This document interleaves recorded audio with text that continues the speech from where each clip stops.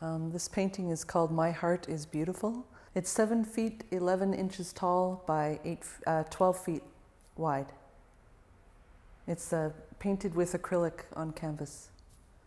And it's done all in dots in a beadwork style. I think there's about 250,000 dots on it. And there's a lot of meaning in the painting. There's about 50 different plants shown in this painting. And I guess I'd just like to talk a little bit about what's in it.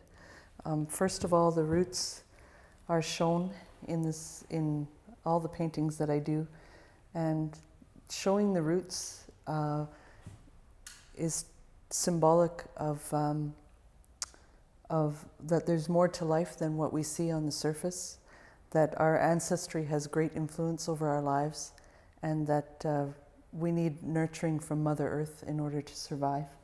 That's what the roots mean.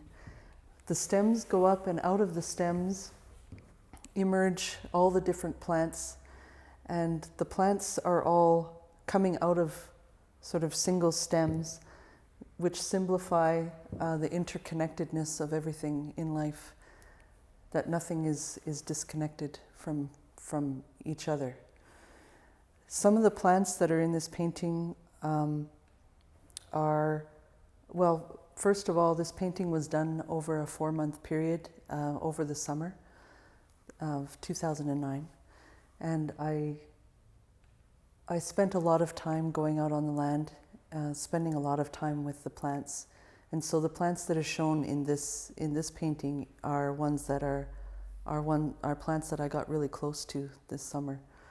Some of them are used in ceremony.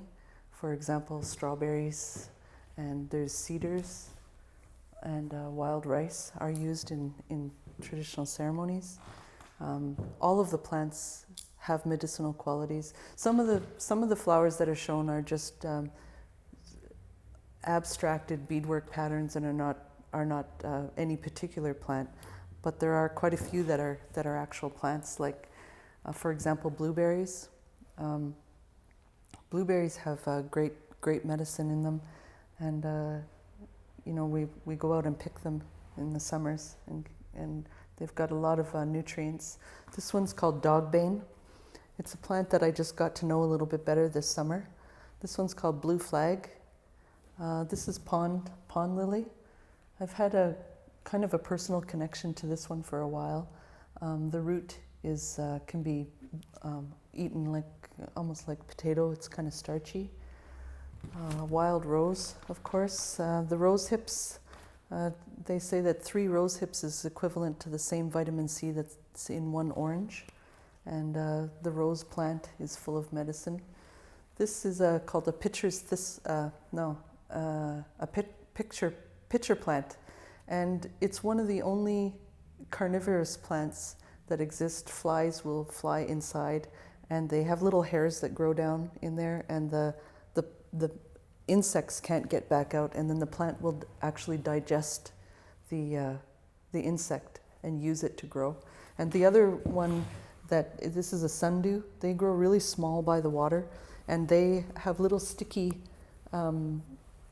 drops of whatever they produce on the ends of these hairs that grow on them, and they also digest plants. The insect will land there and get stuck, and then the plant will close up over top of it and digest that insect. And then there's raspberries. This is supposed to represent juniper. I'm not sure it was that successful. This one is called shkigwatik. It's tamarack. This one's yarrow. These little ones, I'm not sure what they're called, but they grow and they bloom around the same time as the blueberries. So when you're out picking blueberries, you start to notice them growing all over. They're just really tiny.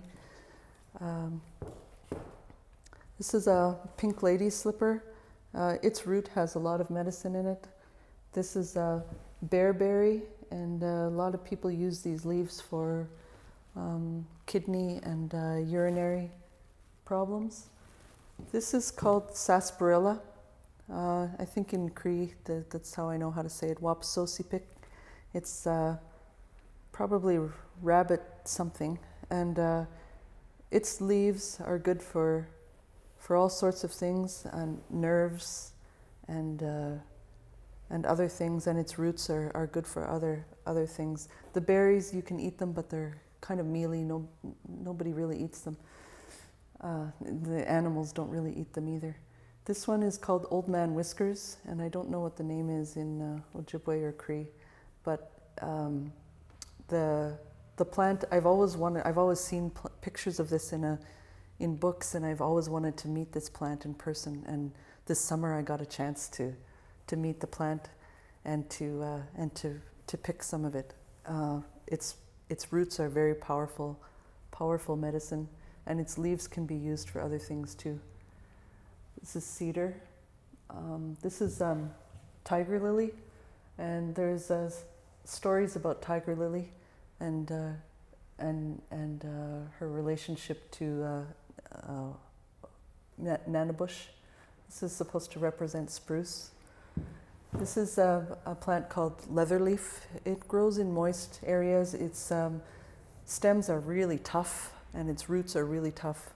And it's a very serious plant, and it has good medicine in there. Daisies.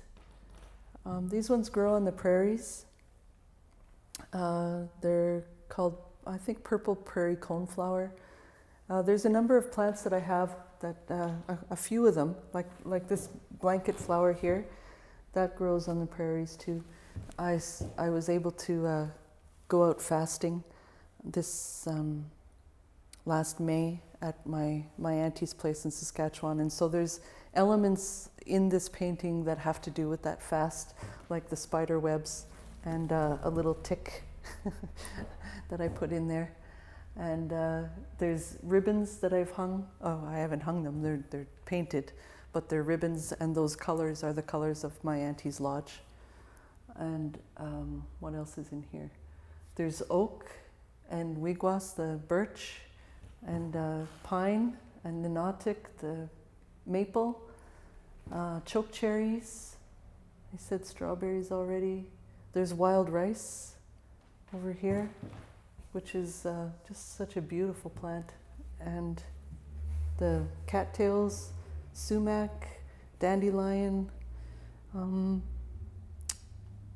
and these are, I forget the name of these, but they're arrow root, arrowhead, something like that. And the little roots are edible. You can eat them. What else is in here that I'm missing? Trying to see if there's anything else I'm missing. Well, the other elements of the painting are that there's little dots, and I'm not sure you can see them on camera, but these little dots represent the universe, and then there's other elements like these circles of sort of copper color, and other things like this, which represent the spirit world in the painting. Each plant has a spirit, and there's also spirits that are always around us and always helping us. And these represent the spirits in the water, because these are the water plants. The snake, I've been taught, grows the closest to the ground and has an intimate connection with Mother Earth, and understands the movements of the ground, and has a personal relationship with the earth, unlike what we have. And there's a turtle here. There's a couple turtles that I've had a couple experiences with this past summer, and so I honored the turtle by putting her in there. And there's birds in here as well. The hummingbird, particularly this summer, I was going through kind of a rough time, and every time I would sit outside and I'd just have my eyes closed, I would hear that hummingbird come and just go right by my ear, and then I'd open my eyes and see her fly off. And I've since heard that hummingbirds bring happiness, and maybe that's what she was trying to do, was bring me a little bit of joy when I was kind of feeling down. And there's robins up at the top. They're singing to each other, the robins. Um, they have the most beautiful song. And there's also little chickadees. And this is a little woodpecker. Oh, and this kind is found out in Saskatchewan, and there was one that I saw out there after my fast. And this little sparrow here taught me a lot. She was out in Saskatchewan, and she was sort of teaching me things in my fast too.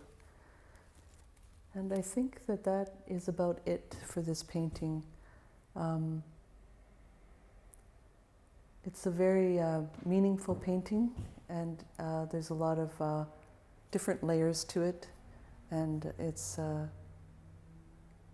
really about my life, but it's also about all of us and our need to respect and connect with Mother Earth and the spirit world. That's what it's about.